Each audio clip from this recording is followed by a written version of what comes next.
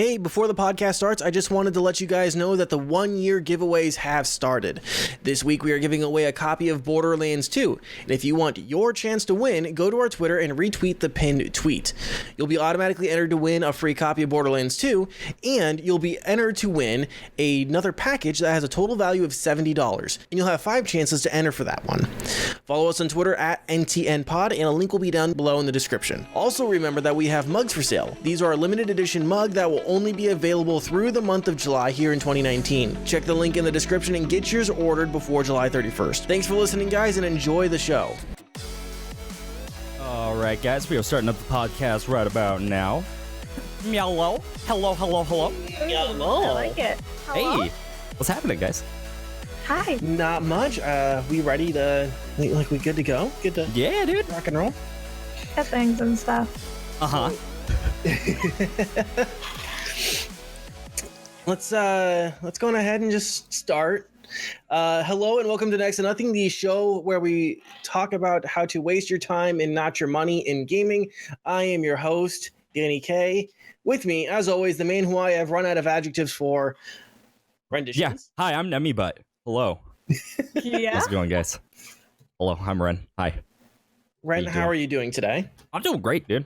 I'm doing fantastic aside the part where I had to wash my dog today, which was kind of frustrating. But aside from that, I'm doing fantastic. I have coffee. I'm good. What?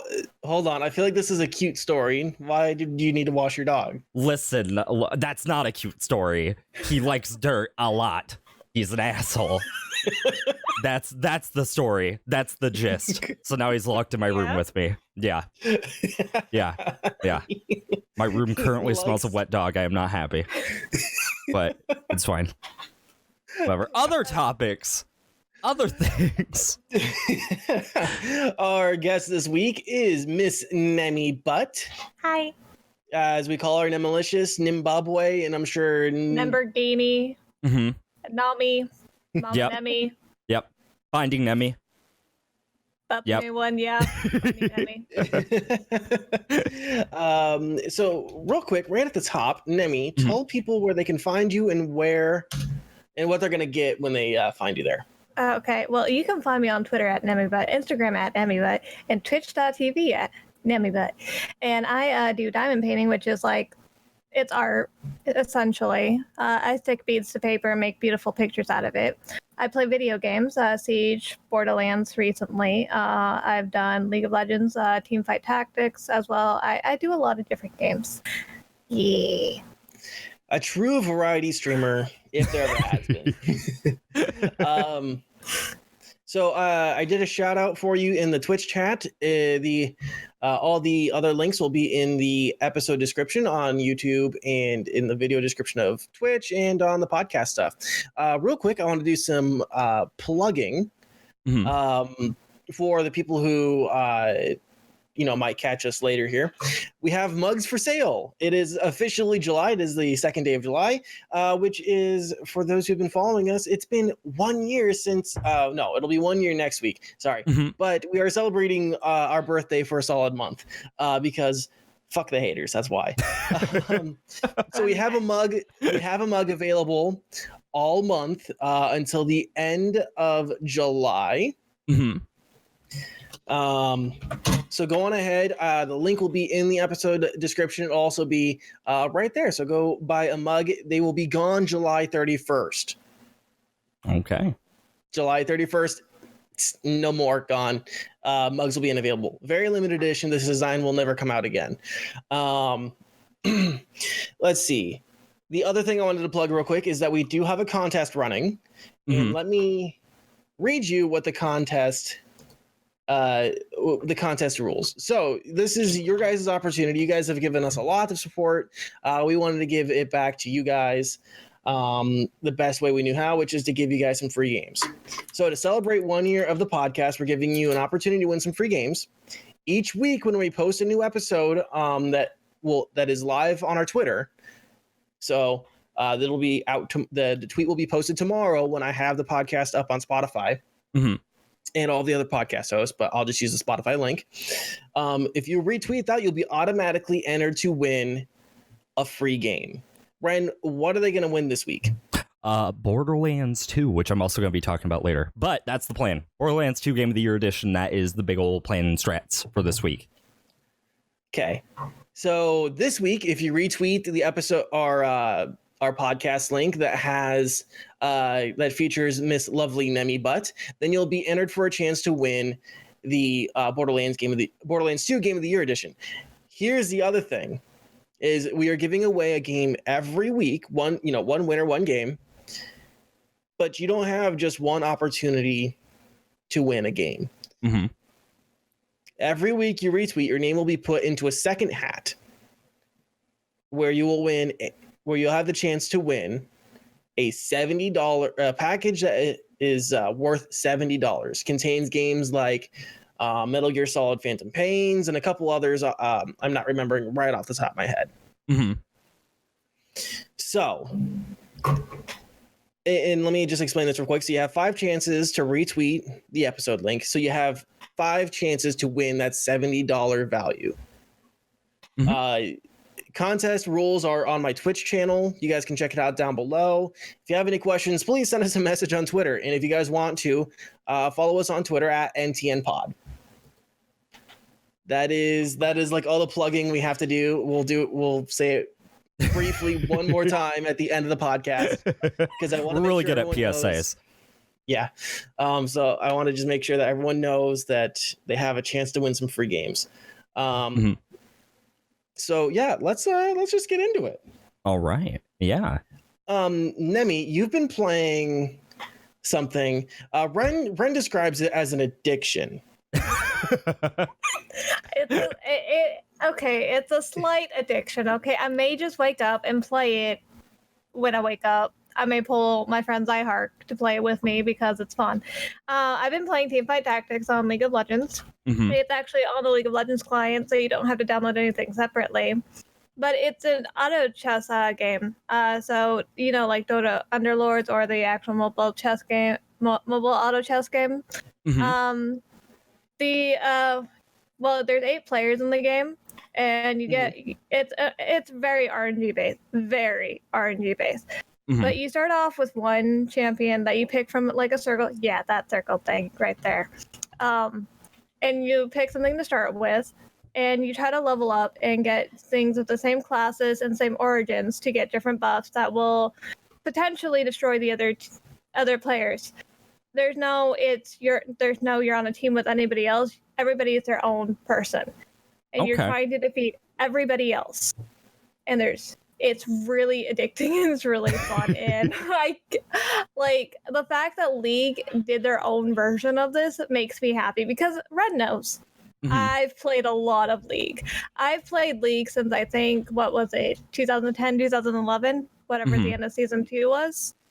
And as you see on the little video thing, you gain items throughout playing too. Those are randomly given when you're fighting minions and whatnot, and you combine them to get actual items. So Bloodthirster is a item in League that where you gain health back every single time you attack somebody.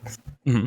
Well, you put it on and you can put the items on anybody else. They're not restricted to whatever class they are. So some items work better on others. But you're trying to buff up your team to the point where you're going to destroy everybody else. It's kind of like a chess game, but not really. It's really fun. I may be really addicted to it, or Also, the mobile auto chess game is actually going to be having its own PC variant coming mm-hmm. out later this year. Got it.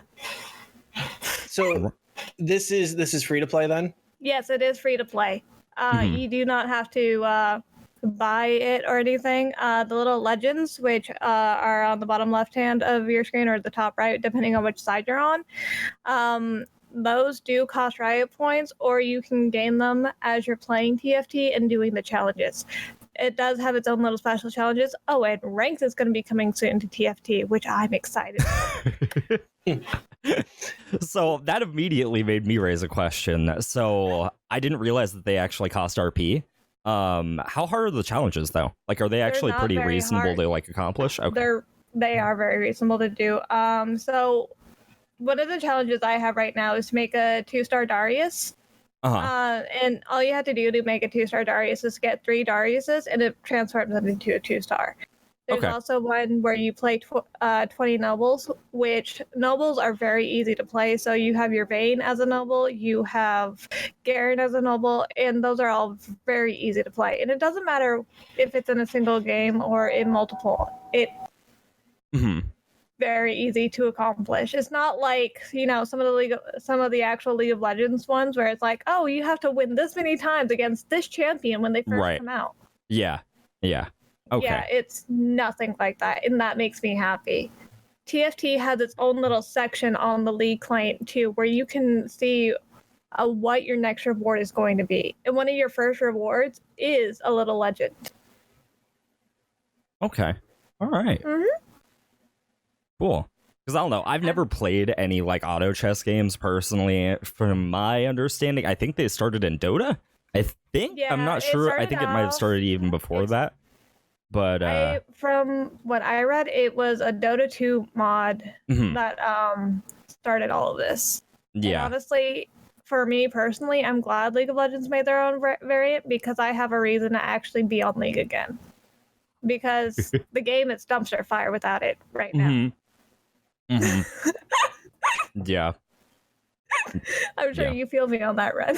Oh yeah, definitely. I don't know. The one thing that's really nice, and like I don't play auto chess games, but I can immediately tell just off of just seeing it alone, is that's really polished experience.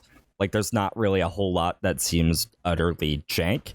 I mean, the downside when you play something like a mod is that it's just that. It is a mod. Like, it's something made by the community, and not, like, the community can't just make something perfectly pristine over the course of, like, just a little bit of time. It takes time and effort to actually make it like an effective product versus this, which is actually made by a company where it's like a fleshed out experience. It's a fleshed out, almost even like its own title in its own right. So one of the things that when you're playing TFT, say you have maybe 4 health, right? But you're finally starting to get your team comp together. So the other day, I think it was yesterday or the day before, I had 10 HP left in the game.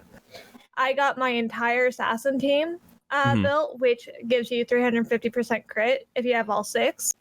I went from 10 health to winning the game. So it's not like, say, you're starting off strong, you're going to be strong the entire time. Everybody has a chance to come back. Right. And that's what I like the most about it. It's like, you see that person on the top, they're doing so well. Well, somebody with a god tier composition can destroy them and come back. It's not just one-sided, and that's what I love about it the most. It's always changing because it's based on multiple rounds, right? Isn't it? I believe it's based on having multiple rounds, so even if you do fail really hard in the first round, you're not totally like screwed. You still have an opportunity to like have a comeback play, or even like understand how the other person plays in their own right, and then make moves based off of that. You also can look at what the enemies are building themselves, and you can actually, if you're at the bottom and you see that, so the roundabout circle of choosing your champion, you can actually snag what they want or what they need before they get a chance to if you're on the lower end. Oh, okay. So those who are at the bottom get to choose first, and those at the top get to choose last. Got it. Okay. And I enjoy that because it makes it a lot more fair in my eyes. It seems really interesting. I don't know. I've never played auto chess, and I don't know if this would personally pull me back into League because that game is dead in my eyes. I haven't played an actual League match since TFT came out.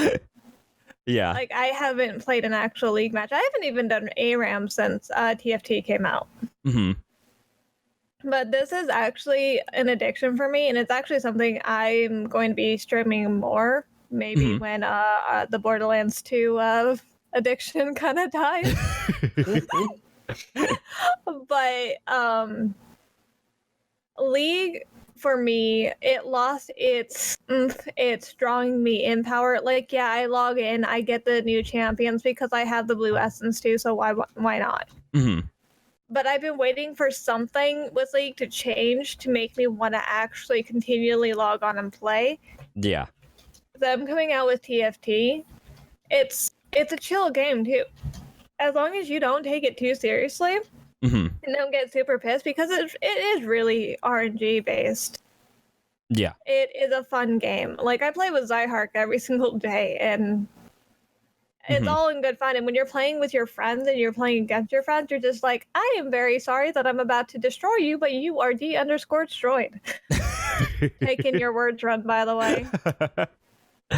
Oh, man. I don't know. It seems cool. I don't really have any real things to say about it, to be honest. That's my current struggle with it, but it seems good. I don't know. Because one of the big issues, at least for me, when it came to League of Legends, is after a certain point, it didn't feel like they were making changes to make the game better. It felt like they were making changes just to make changes, and that was it. That's how I feel. Really, and yeah, I don't know. At least this just gives me something else. If I ever did decide to get League again, like, I could easily just not play League and play this instead. Also, like, I always have that option. The bright side about this is you don't have to buy all the champions in order to play them.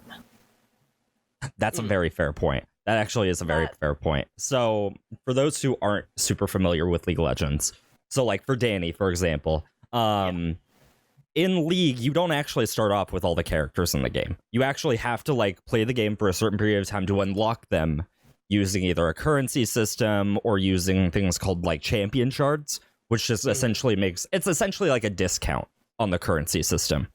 But you still have to spend time to buy them.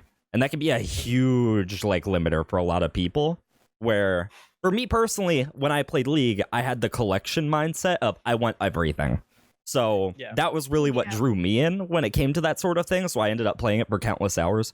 But say you want a character and you spend like a huge amount of resources to get it, and then it turns out you don't like the character, you're kind of screwed. You don't get that resources back. You get 3 opportunities total. You get 3 refunds for your entire account life, and that's it.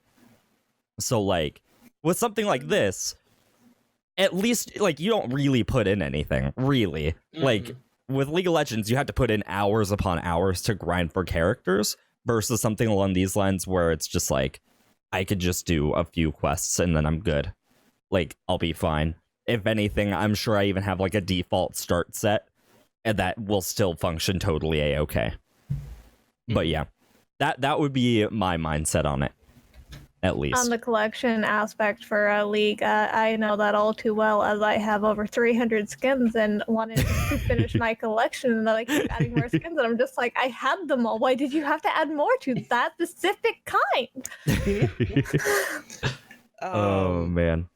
So what is like the monetization? Is it like super in your face? Are they like always pushing a store in front of you? In League of Legends in general?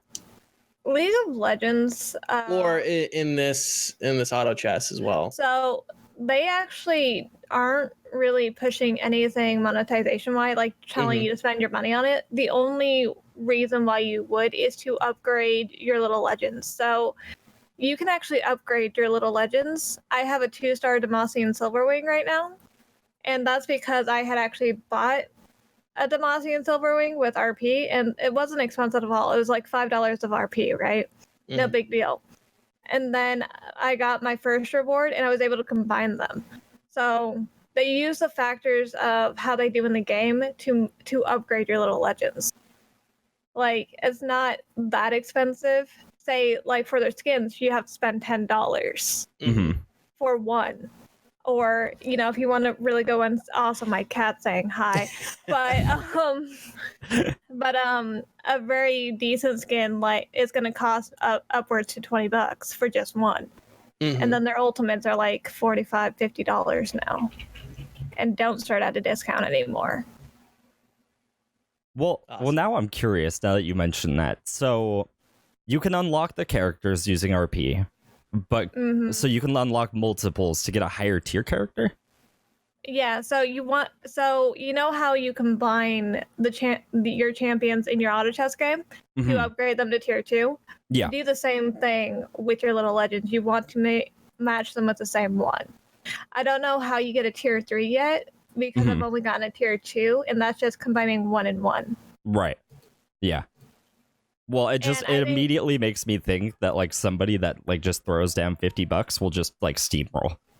That's my immediate worry.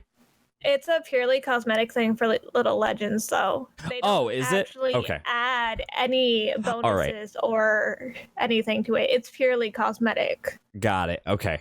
When I hear upgrading and I hear upgrading characters in a game like this, my immediate mindset goes to that's just gonna make them really, really strong and make this a really awkward experience.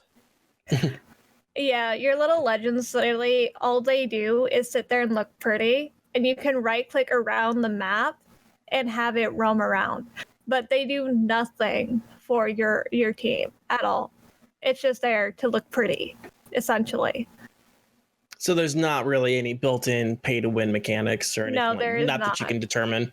That's good. So far, no. And I don't think they're going to be doing that in the future because with the other auto chess games, there really isn't a pay-to-win factor either. Mm-hmm. Gotcha. So it doesn't really behoove them to do it. Yeah, they would get more monetarily just through cosmetics with how League is. Because League of Legends, besides their experience boost and their blue essence boost or whatever, they get a lot of their money strictly from the skins that they come out with. And that's one thing that League is really good on is the cosmetics. Gotcha. Anything else on this at all, on this topic? Ren, any other questions? I'm relatively okay. I don't know. I'm curious how they can expand on something like this. That'd be my immediate first thought, because like this has existed for a while. And when it comes to something along these lines, like it's hard to tell if it's just a polished gimmick or something that they want to evolve and expand upon. That's my immediate like thought process when it comes to that. Seems solid though. And my apologies if you hear my dog. He is whining like a brat. He is living the whining life. But yeah, I don't know. That basically sums it up for me personally. I'm just addicted to it, and it's my flavor of the month right now. Awesome. I want that pink fluffy one though. That's the one I want. Oh my gosh. Cool. But yeah. I'm pretty satisfied with that. It seems like a good time. Yeah. I don't know if I'll really look at it because I've never played League, and League has never interested me at all. The good thing about auto chess is you don't have to know about the actual game of League for the auto chess game to make sense. Gotcha. Yeah. So yeah, Ren. Yeah. So you and Nemi. Oh yeah, go ahead. No, by all means. I said you and Nemi have been playing something together quite a bit lately. Yeah, I've actually been playing with a bunch of people. So I have recently been playing Borderlands 2 a lot. I figured I might as well jump back into it. It's been a while, and I've been currently, in terms of streaming, I've been lacking games that I've really wanted to play, and I needed something that could hold my attention for a period of time, as well as being like a pretty solid game. And my immediate thought went straight to playing Borderlands 2, and I've been having a blast with it. For those who have not like actually played Borderlands, it is a looter shooter, like first person shooter co-op game, where you can actually play it with groups of up to 4. I'm pulling it up right now. And I've been currently playing as a character I've never played before, which is the Psycho. It's one of the DLC characters that came out. For those who are wondering why I'm bringing up the DLC, the reason why is because the Handsome Collection that's currently on Steam that we talked about last week is $6 for Borderlands 1, 2, all the DLCs for them, as well as the pre-sequel.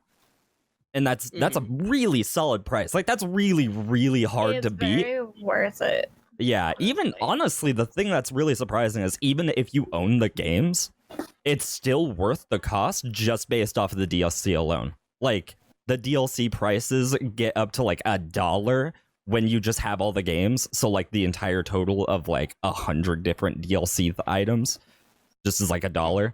Fantastic purchase. Absolutely fantastic. I've been absolutely loving playing it. It's a game that everybody for the most part enjoys. There's a couple of people that aren't super into it, but it's very minor. There's at least something for everybody to play that they might enjoy to some level. So for example, if you want to play as like a sniper, you have that. There's that option there. Maybe you want to play as an assassin, you also have that. And that's in the exact same character. Like, that's not like different like character types at all. If you want to just go from a sniper class immediately to an assassin class, and you spent the time into the game, you have that like option immediately.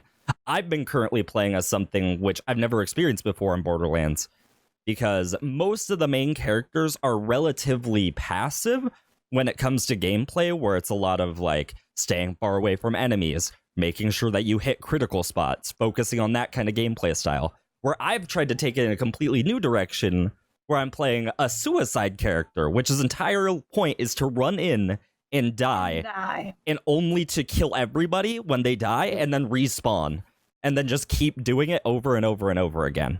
And it has been a massive success. It has been really shocking. The gameplay I actually brought up is the build that I'm playing brought into like a higher level of gameplay, essentially, where regardless of what happens, you win. Like, that's just it. You win. But say you want to play the sniper, you have that. If you want to play somebody that has turrets that focuses on things other than themselves, you have that. You actually have two different characters that do that. One summons a giant like mech monster. That's an option. Or you can just put out a giant badass turret that kills everything. Totally viable.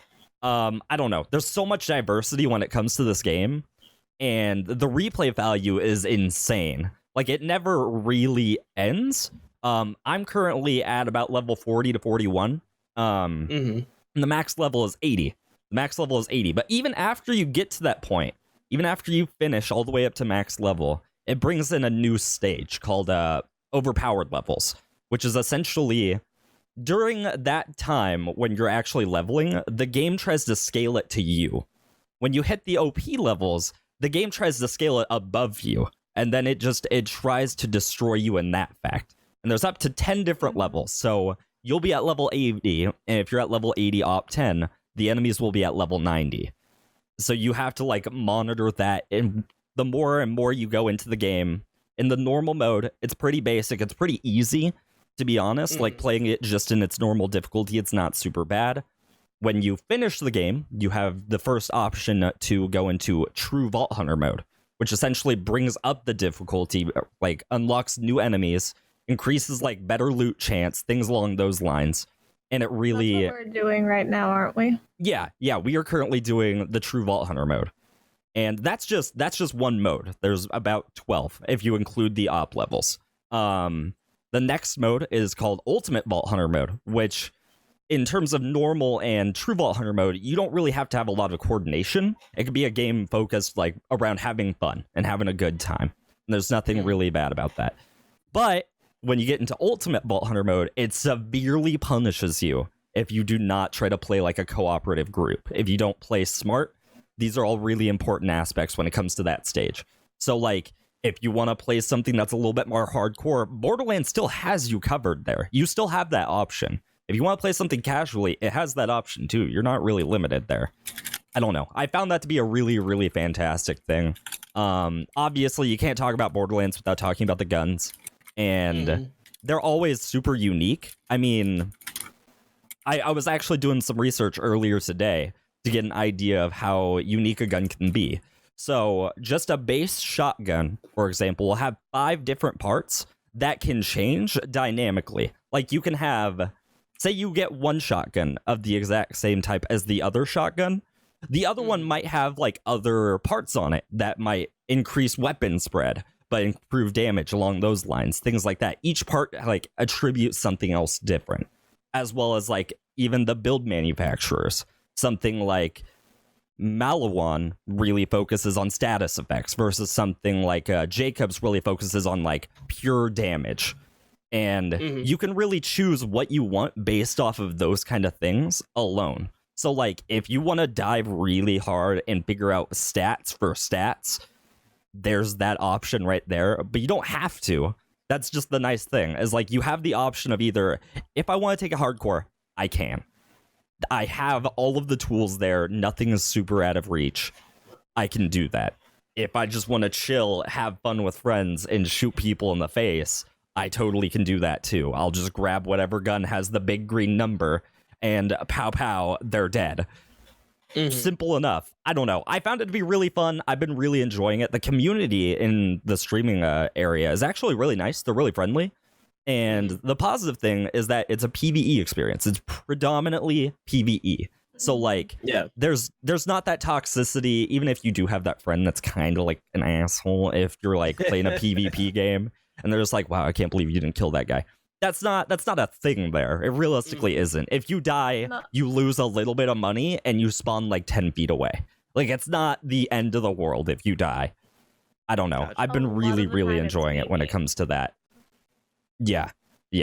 I don't know. I've been having a blast with it. A lot of the time I've been memeing Red when he's been playing suicide builds. So when he'll die, I play Siren, so I can res him. And when he starts going on the suicide path, I'll just res him just to fucking meme the shit out of it. Yeah. So this game is a couple years old now. Yeah.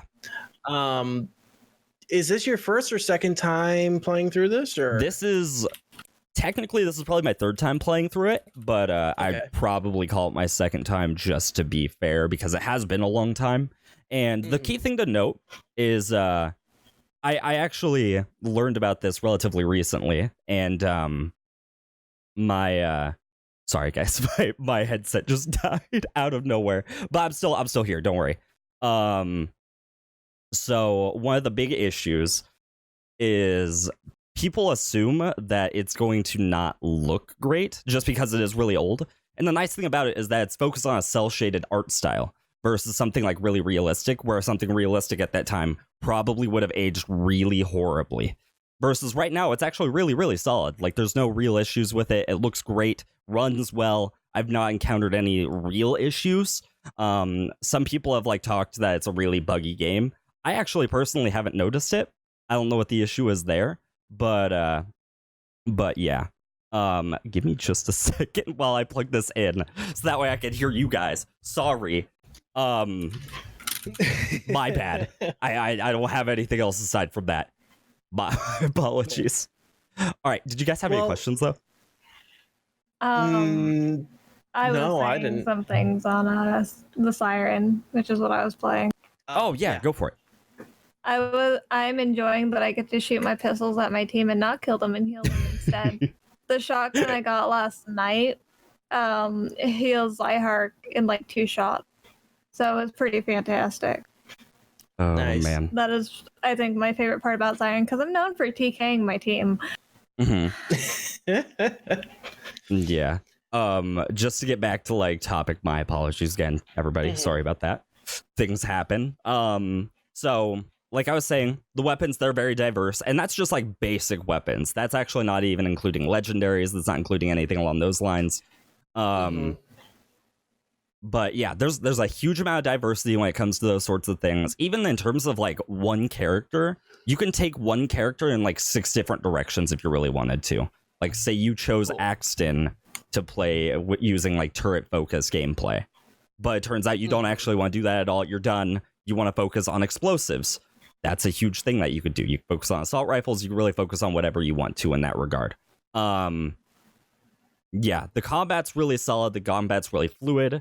The performance in general is just really smooth. I haven't encountered any real issues. I know that was a big thing like towards its release date, but they've pretty much worked out all the kinks. The only real issues I've personally noticed is like getting stuck on things occasionally. Very, very occasionally. But that's pretty much it when it comes to that. But yeah. I don't know. That's all I really have to say about it. I've been having a blast playing it. It's been a wonderful time. Cool. But yeah. So, if you guys don't mind, I'd like to talk about some news that we so the first story is an update to a story we've talked about a few different times recently. So kind of as a quick update, in ongoing U.S. Trade tensions with China, there has been a proposed 25% tariff on products that come in from come into the U.S. from China. And at the time when those tariffs were announced, a lot of publications started talking about the effects that they were going to have on gaming. We talked about how it's going to affect tabletop gaming because a lot of plastic molds and models and pieces that are used in the manufacturing of tabletop games come from China. We also talked about how that's going to affect gaming consoles, because a lot of the components and a lot of assembly for gaming consoles and PC parts as well happens in China. And so, like, for quick math, say a $400 Xbox One that has components manufactured and maybe it's assembled in China. Or here, a better example, because I don't know where Microsoft actually is manufactured, but Sony, PlayStation 4. So a $400 PlayStation 4 would be marked up artificially, essentially, to $500. Right, just an extra 25% would be an extra $100 on a, equaling out to $500. So that tariff was announced, and it was last week that Sony, Microsoft, and Nintendo sent a warning letter to the Trump administration against this tariff. They warned that this new tax would affect 220,000 United States video game jobs at large and small businesses. So that includes retailers, that includes manufacturing companies, that includes game developers, kind of runs the gamut of the gaming industry. Quote, economically, the video game industry contributes substantially to the U.S. Economy, and its year-on-year growth is impressive. The U.S. game industry generated a total of $36 billion in 2017 and $4.3 billion in 2018. Reflecting over 20% in growth. This industry directly and indirectly employs more than 220,000 people, 99.7% of video game companies qualify as small businesses and can be found in each of the 50 states. Many develop software for video games across a range of platforms, from PCs to mobile, including the video game console that we manufacture, and are an integral part of the booming app economy. Yeah, and sorry if I'm stumbling. There's a little inconsistency in how the quote was written. Changed from numbers to So sorry for stumbling. There's a weird way that they wrote that. So I mean, let's unpack that. I mean, we're looking at a situation where obviously a lot of jobs are at stake, but I mean, this is incredibly impactful on everyday consumers such as ourselves.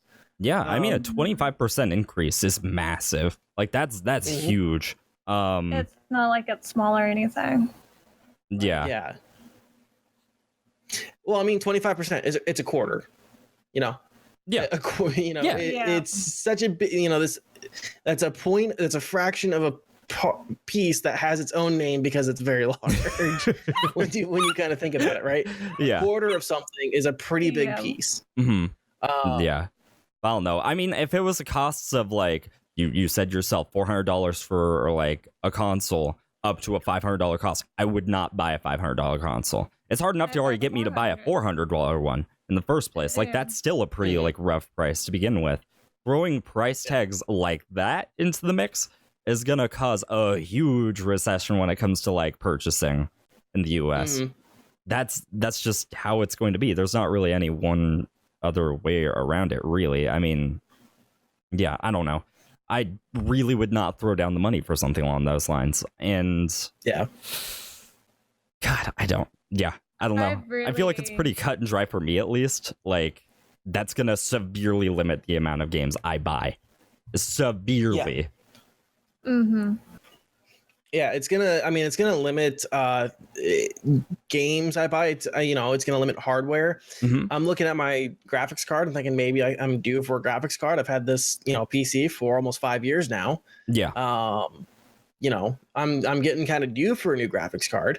Mhm. But if there's going to be an extra 25% tagged on to AMD or Nvidia cards because their parts are manufactured in China, and of course we can always say, maybe something is entirely manufactured in China, but if it uses Chinese parts, it's going to be included in this tariff.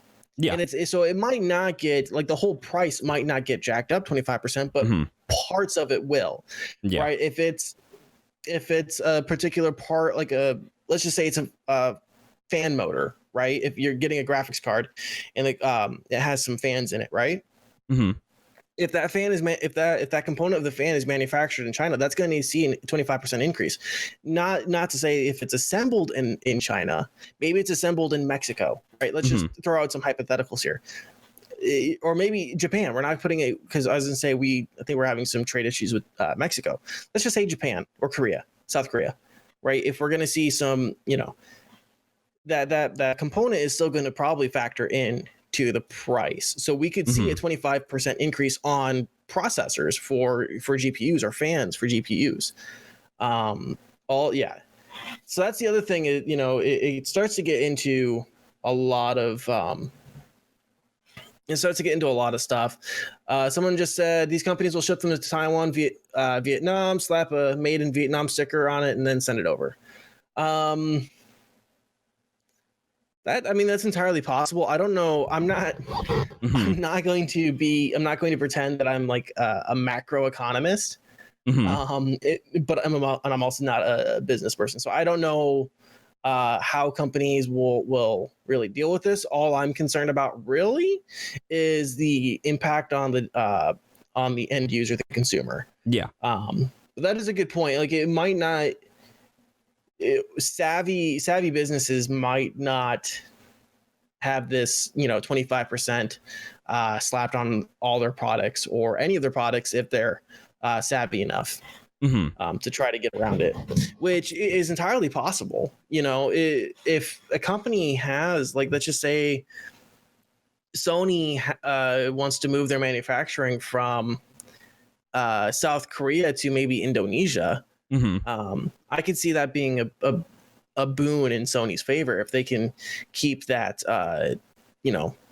keep that price low enough if they like move to Indonesia. I don't know where Sony would move to, but I'm just thinking of countries that are not too terribly far from Japan, where Sony is headquartered in. So yeah, that's been a big thing with it. Let me see what else here. The statements. So I'm going to read directly from the Forbes article here. A big thank you for David Thier. I believe that's how you pronounce his name. Thier. Thier or Tier? I want to say Tier. Yeah, that'll work. In 2018, over 96% of video game consoles imported into the United States were made in China. The video game console supply chain has developed in China over many years of investment by our companies and our partners. It would cause significant supply chain disruption to shift sourcing entirely to the United States or to a third country, and it would increase costs even beyond the cost of the proposed tariffs. On products that are already manufactured under tight margin conditions, each video game console comprises dozens of complex components sourced from multiple countries. A change in even a single supplier must be vetted carefully to mitigate risk of product quality, unreliability, and consumer safety issues. Tariffs would significantly disrupt our company's business and add significant cost that would depress sales of video game consoles and the games and services that drive profitability of this market segment. So that kind of gets along to what we were just talking about, how, maybe Sony moved to Indonesia. The manufacturing facilities and the logistics that would be required for that sounds like it would far outweigh the 25% tariff. So it would make sense for them to just, take the tariff on the chin and pass that on to the consumer. Because it probably, instead of the extra 25%, turning a PS4 that starts out at $400 and tagging on that extra $100, making it a total of $500. Maybe this would end up being like a 33% increase in price if they had to account for. And then, like I said, and kind of like I alluded to before, these are also complex machines that have various components in them. Xbox One and PS4 have disc readers, laser disc readers. The Switch has an SD card reader. You need all of those components, and a lot of those components they buy in bulk from different manufacturers as well. Yeah. They're not building their own disc reader. They're not building they're not manufacturing their own screens. Google doesn't manufacture, Apple doesn't manufacture their screens. They get those manufactured by a third party. Yeah. So, yeah, I don't see how this can be any good for consumers. I think Microsoft, Sony, and Nintendo are all right. This is going to depress video game sales. Yeah. I think it's going to depress technology sales. I think it's going to depress sales in basically every industry. Yeah. Yeah. I mean, there's no way that this is ever a positive thing for the consumer. There's no way. I mean, especially when it's like involving technology and like tariffs on tech. A lot of things nowadays are heavily reliant on like Chinese technology, like manufacturing. So I don't know. I'm really not looking forward to having to pay a shit ton of money just to buy a goddamn console. That's basically what I'm thinking. Yeah. Well, I'm also curious how this is going to affect digital goods. How it's going to affect the mobile market. Are we going to see a 25% increase on anything that might be Chinese based? If if an app developer outsources some code to a Chinese firm, are we going to see a price for that? And then my question is then how do you value like a piece of code? Right. Yeah. Ren, I don't know if you could speak to this, but let's just say like an app developer needed to outsource some coding to like a Chinese firm. Yeah. How would you price that? Because you know a bit about app development, right? I do know app development, yes. That's a really good question, though. I'm not sure how they would actually go about pricing something along those lines. I would figure it would not... I don't think it would be coming into this kind of tariff situation for sure. But I'm not sure, because you're more so paying for the actual work than anything, if that makes any sort of sense.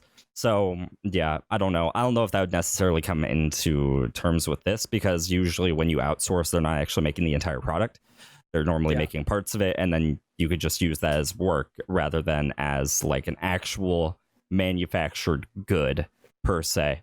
So yeah, I'm not entirely positive when it comes to that regard. But yeah, I don't know. I was thinking about the digital games as well, and that was one of the big reasons why I didn't mention games when we were talking about consoles as well, is because physical game discs might go up. They're physical game discs, so they don't necessarily need to be manufactured there. But I'm not sure when it comes to that regard. That's definitely like a very big curiosity for me. And I don't know how they are going to price digital goods at all. Like, how are they going to monitor that? That's one of the big things I think about. But yeah, I don't know. I'm really not sure when it comes to that regard. I'm curious. Yeah. Yeah. So I just want to go on another quote here that we can unpack and react to. Quote: "Video games are a core part of the fabric of American entertainment culture. 2 out of 3 households have at least one video game player, and 60% of Americans play video games daily. A price increase of 25% will likely put a new video game console out of reach for many American families who expect to be in the market for a console this holiday season. For those purchases that do go forward despite tariffs, consumers would pay $84 million more than they would otherwise have."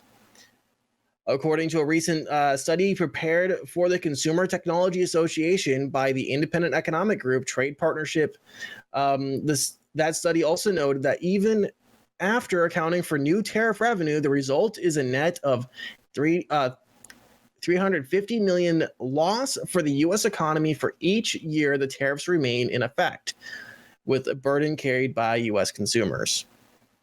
Mm-hmm. So, I mean, this just does not seem like it's going to be good. It seems like it's going to hurt the video game community a lot. Yeah, I don't, not to be doom and gloom, but I don't see much good coming out of this if this is what we end up getting. Yeah, exactly. I don't know. I can't see any possible real good outcomes coming from that. I mean, I could see people trying to play it off as quote unquote, oh, we'll make like American manufacturing like more commonplace, but I really doubt that. Like, it's just in general cheaper to do it in other areas. And I am so sorry. My dog is having a fit.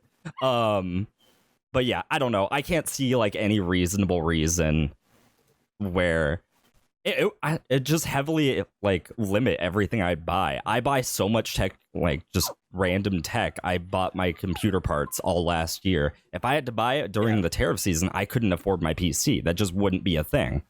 So I don't know. That's a big issue. Yeah. Well, in just real quick, we had mentioned some about, what if these companies start moving?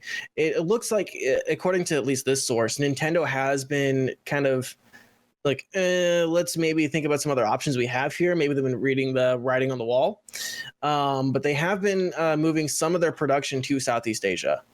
So my assumption, probably Indonesia, India, Bangladesh, Pakistan. Probably some of those countries where Nintendo might be moving some of their stuff. Yeah, I don't see this as good. From a pro consumer standpoint, and as an average American, I don't like this. As someone who kind of wears some of my sort of libertarian tendencies on my sleeve. Stop fucking with international trade. Yeah, I don't see this as good. I see this as net negative, and it looks like the industry and consumer groups agree. So hopefully we start seeing some hesitation on the part of this administration for this. I hope so as well. Yeah. So anything else on this tariffs situation? I don't know, not really in particular. I mean, the only thing I can think of is if they do, which they most likely will, move their manufacturing plants to just like another country very close. There's still going to be a tariff situation. It's still going to cost more, even if it's just like transporting the goods from one location to the other. Like, that's still like something that you have to factor in. So I don't know, not looking good for the electronics industry coming soon. Yeah, I mean, it's probably going to affect agriculture even more. Yeah. As someone who, I live in Iowa, I've already seen the effects of some tariffs on my state. In the Chinese not buying pork or soybeans from us, which has slowed manufacture of all sorts of products, other steel problems that we have here, because we have some manufacturing. The whole situation isn't really good. And so if areas like mine see an increase in prices while also a fall in general revenue, a lot of areas like mine will struggle really hard, which is even more reason, like we say, make sure you guys stay involved in local news, and make sure you guys are always registered to vote. We don't want to tell you which way to vote, but make sure you guys are staying informed. That's our PSA. Yeah. This next story, this one was just announced, or this was just like released today. And we were talking a little bit before stream. I think this would just be kind of fun. Nemi. Yes. When did you first hear about G2a? Oh, God. Let's see. Let me think about this. Let's see. I started PC gaming back 2011 when I started playing League, really. A couple of years after that. So, like, 2012, 2013, really. Yep. People were telling me, hey, you should get them from here because they're cheaper. I was like iffy about it, but I bought from them once and felt really scummy afterwards. Mm-hmm. Brennan, when did you first hear about G2A? So I heard about G2A, I want to say probably around 2013. I've known about it for a while. I have even purchased some things from it in the past. It was a while back. But yeah, I don't know. I didn't really hear anything particularly bad about it. I didn't realistically knew how it worked. I knew it was a key vending site, but I didn't understand how they like came into contact with these keys and how that situation came into play. I just knew I could buy a Steam code here and it would be significantly cheaper than just buying it on Steam. That was realistically my expectations when I came into it at first, after hearing about some stuff, which I'm sure we're going to get into around like the 2015 stage. Yeah, I just stopped being on that site for the most part, just in general. Yeah. But yeah. So I started PC gaming and really getting into gaming in 2013 when I had my laptop, and then I got really into PC gaming after I built this in 2015. Or maybe 2016, late 2015, I think. And so at that time, I had heard of G2A. I think I had seen like 1 or 2 ads from them. But really when I heard about them, it was all negative things from people like Jim Sterling and Total Biscuit and a few other folks who are kind of calling out this website for allowing vendors to sell essentially stolen goods. So I've always had kind of a negative view on G2A. And the reason we're talking about it today is because a developer by the name of Mike Rose said, please, if you're going to buy a game from G2A, just pirate it instead. Genuinely. Devs don't see a penny either way, so I'm going to go, this is what he said. So I'd much rather G2A didn't see money either. And the reason he said this was today he noticed that, or that a lot of devs have noticed that G2A was buying sponsorships through Google to show themselves up on results for indie games and just games in general. So you type in indie game, let's just say Titan Souls. And at the top, it would have G2A, with the green sponsored or ad little thing, Google. Which, by the way, if you guys had noticed, like if you just go Google, just like Google a random thing real quick, like hotels, right? Hotels are going to show you, you're going to see a little ad tag under the URL or under the website title. That's just something for people to pay attention to so they know that not all of the websites that pop up first are always the best ones. Yeah. So G2A is doing that. Below. Yeah. For the most part, they usually aren't the good ones. It's usually how it works. Oh, man. So, yeah, G2A is putting themselves in that position so that when you look up a game, you see you can buy it from G2A first. Ren, if you want to real quick, can you explain how G2A works?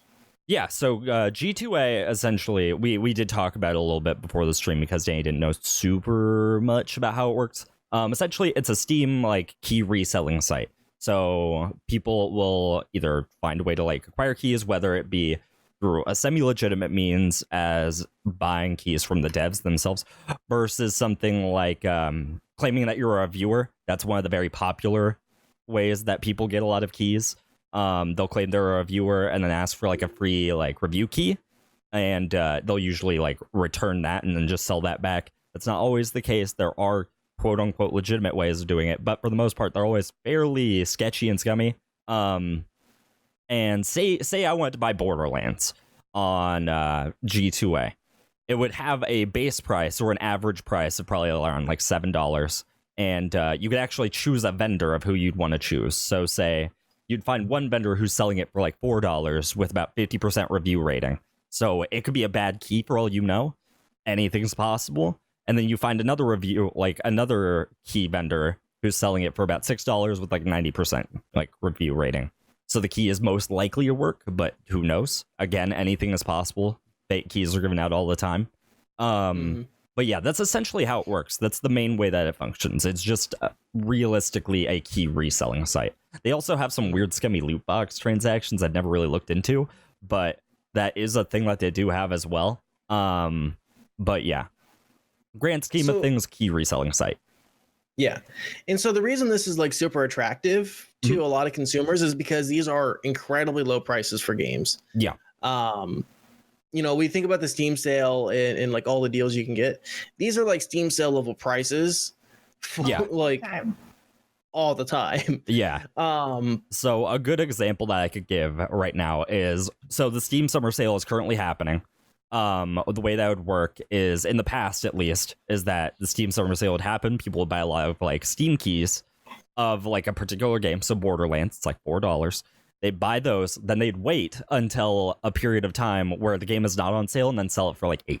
That would be usually the way that I would like handle their selling to make profit along those lines. But yeah, that's pretty much how it works. They'll just buy keys at whatever lowest price they can, and then they'll just amass a ton of those keys and then just hold on to those until like they can make some money off of it. That's why you'll find games even like, I think Hollow Knight's on there for probably like $7 almost all the time, even though the game is normally around like 15 to 20.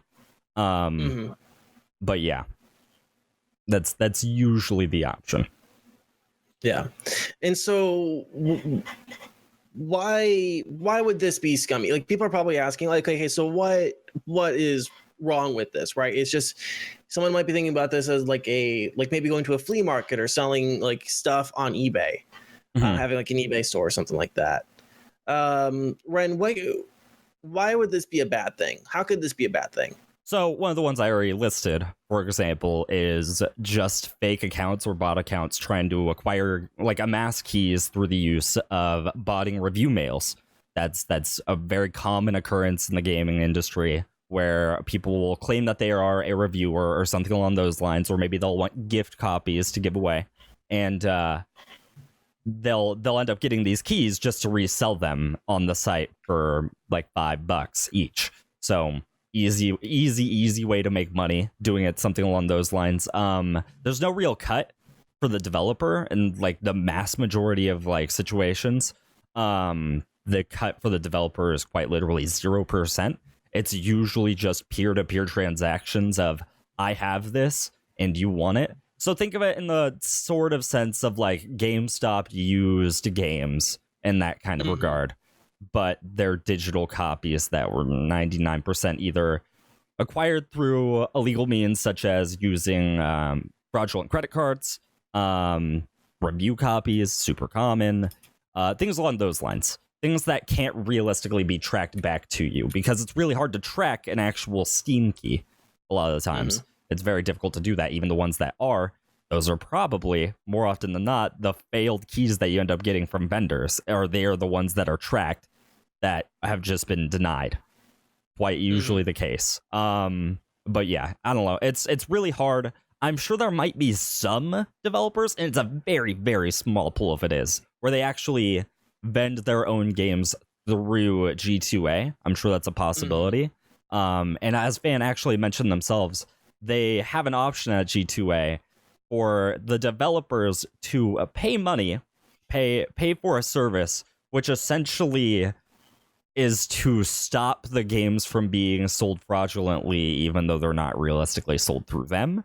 So they still end up getting ripped off nonetheless, just for trying to protect the consumer. It's really scummy practices. Yeah, I mean, that to me just sounds like a mafia protection racket. Yeah. Pay us money so we don't burn down your deli. You know. Yeah. Yeah. To me, it's kind of interesting, because we talk about we here talk about deals so much, right? We talk about sales. We talk about, I picked up this game off of itch.io. I found this game here, and I don't think we've ever talked about G2a Yeah, we've never talked about it real in depth. Yeah, we've always I know I've mentioned it as an aside of don't do things, don't buy from G2A, but we've never realistically jumped directly into it in terms of something like this. But yeah, because and the big reason I want to talk about this is just it's one of those ethical purchasing choices. I think there's a certain amount of responsibility that people do have to be aware of ethical purchases. You know, you don't want to buy something that was, you know, done through illegal means, right? A fraudulent credit card, which not only affects whoever whoever's identity was stolen, essentially, to buy those team keys, but then the chargebacks on the developers that occur. You know, that's a big thing. A gentleman, or not gentleman, I don't know who they are. Koji-san in the Twitch chat just said, talked about developers having to deal with chargebacks, which I want to say, who was it? What developer? Tiny something, right? a Tiny Build? Tiny Build, yes. They had a huge issue with that. Yeah. So that chargeback it's insane for small indie devs.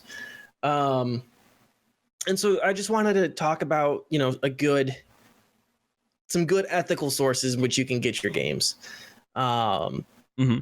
Obviously, if the developer has like a website, check the developer's website. Obviously Steam. Yep. Steam, Humble Bundle, GOG Galaxy. Realistically, the developers or the services that you know the most are most likely going to be the best services for a reason. I mean, the reason why G2A isn't super talked about more like nowadays. Used to be a big conversation topic during the 2015 stage where it was like, don't buy your games forever. And that still applies. Don't get me wrong. But I don't know. There's a lot more like very, very secure sites, or at least like they're from the developer. Like the developer has to give authorization in that regard. It's not like something like G2A where it's just a key. That's all you're selling. You're not selling anything else. You don't have to realistically have a license for the game, but you just have to have the key code. Whereas something like Humble Bundle, you have to get authorization from the actual developer themselves, as well as having the key, having it verified, all those kind of lines. You know it's a secure code. It's not going to fail. All those certain kinds of regards. Yeah, I don't know. I wouldn't normally just go to any site and just buy from there. That's just the way I see G2A. It's just that random scummy site that you can't trust. Yeah. It's before buying from any site that you've heard of, always do your research on it. Yeah. G2A, the fallen off a truck mart of video games. Very accurate. So yeah, I just wanted to bring awareness. You know, we got our audience, like I said, we're very pro-consumer, always about talking about budget and finance and stuff like that, you know. Yeah. And I think every once in a while, it's important to remind people that sometimes the best deal isn't the most ethical. Right. And so making ethical purchasing decisions is always a good thing. Put more positively impact the economy while also positively impacting other people.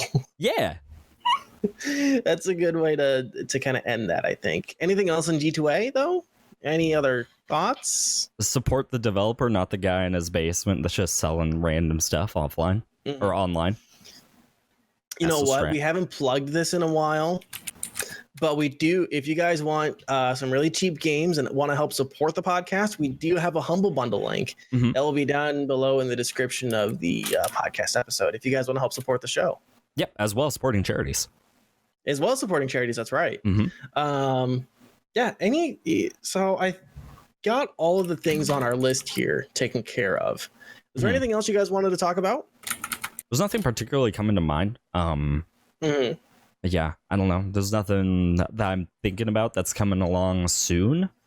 The summer sale is going to be ending quite soon, I believe next week.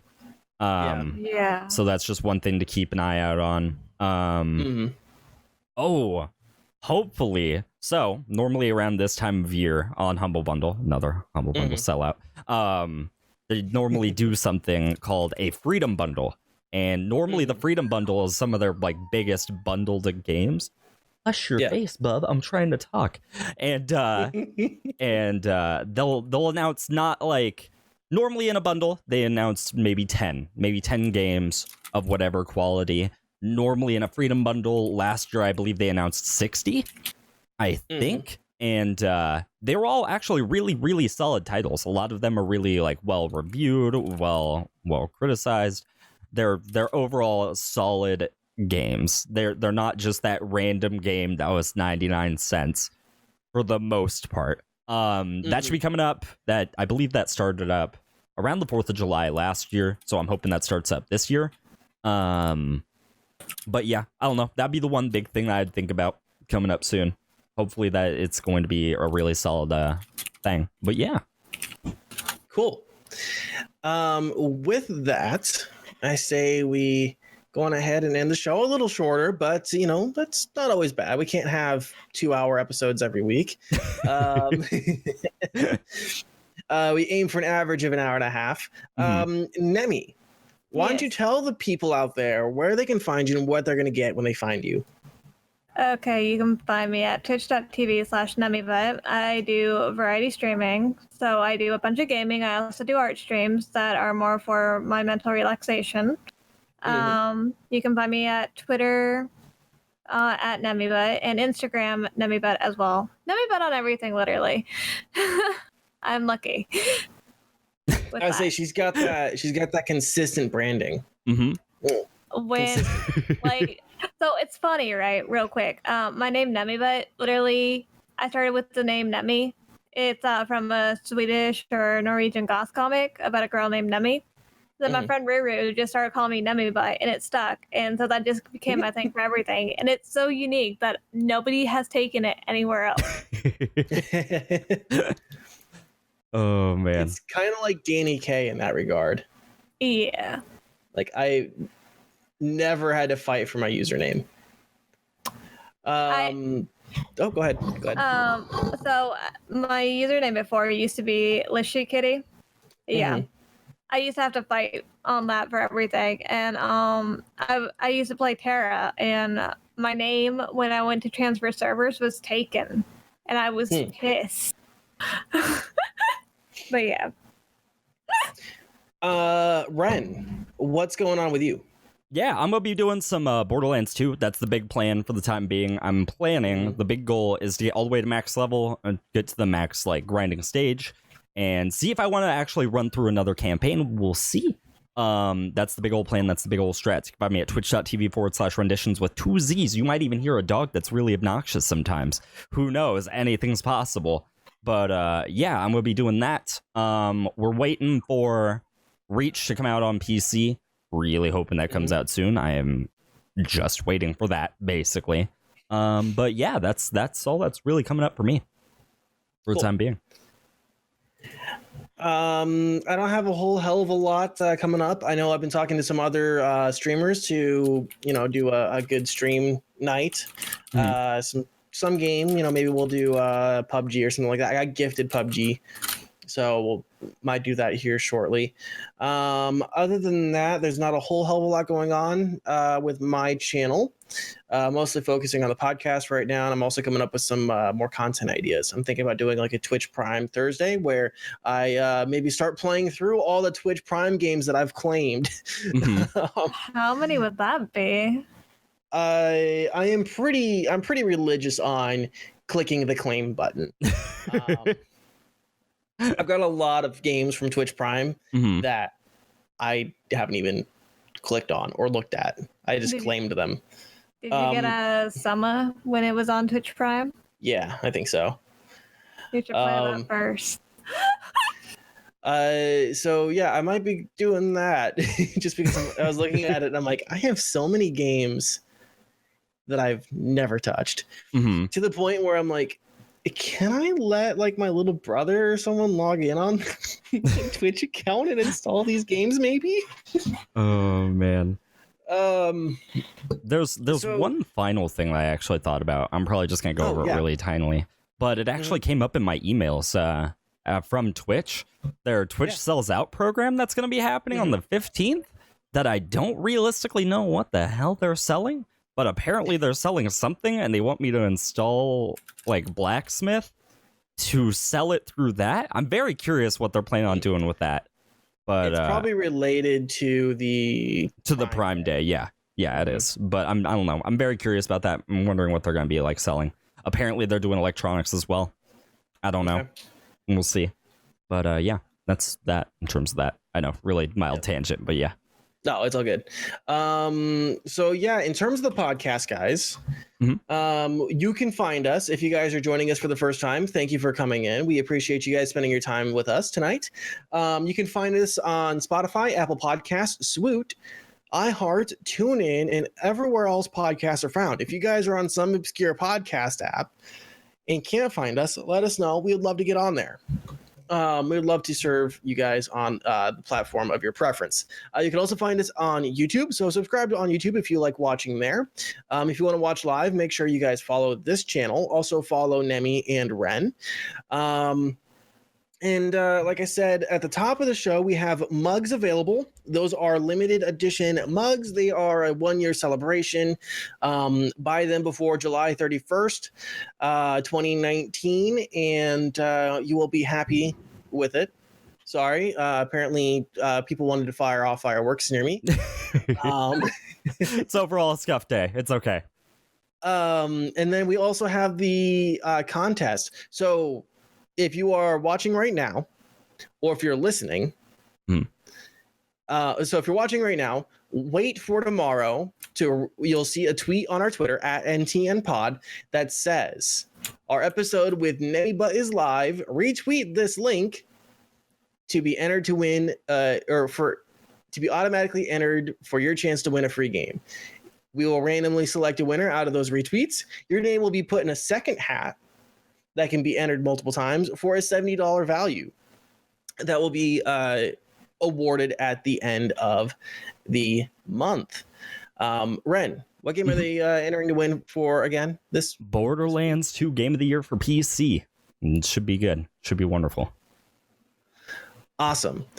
So make sure you guys look for that tweet. Follow us on Twitter at NTNPod. Link will also be down below. And watch out for that link. Like I said, it'll say, retweet this link for your chance to be entered to win. Other than that, guys, is there anything else? Absolutely anything else? Nope, that about covers it for me. I might maybe do a bonus stream tonight. I kind of doubt it, but we'll see. Anything's possible. All right. Thinking about streaming tonight. I don't know. It's been a few days. All right, guys, we'll have a wonderful evening, and we will speak to you next week. All right, bye, everybody. Bye.